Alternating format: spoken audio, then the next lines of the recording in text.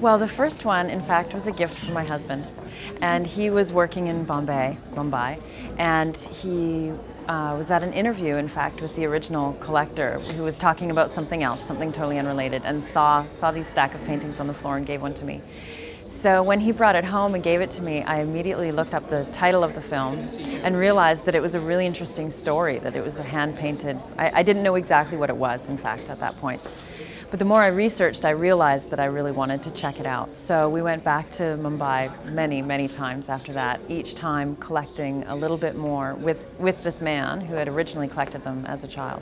So it took several years, probably 6, 7 years, to amass the collection that is now 200 pieces. So we've got 77 here, but it's 200 pieces in the entire retrospective. Bollywood was not my culture, really. It's become more my culture now that I live in India and my friends are Indian, and we live amongst all of that happening, which is really high energy over there. But originally, they're just striking pieces. And the more I looked through them, it felt like the story was kind of telling itself. I guess partly because there are so many, I could see the development of Indian art, pop art, through the collection of the cards. The Indian economy obviously is huge, so people are taking interest in all different parts of India, and the collection is a really palatable way to look at what's happening in India.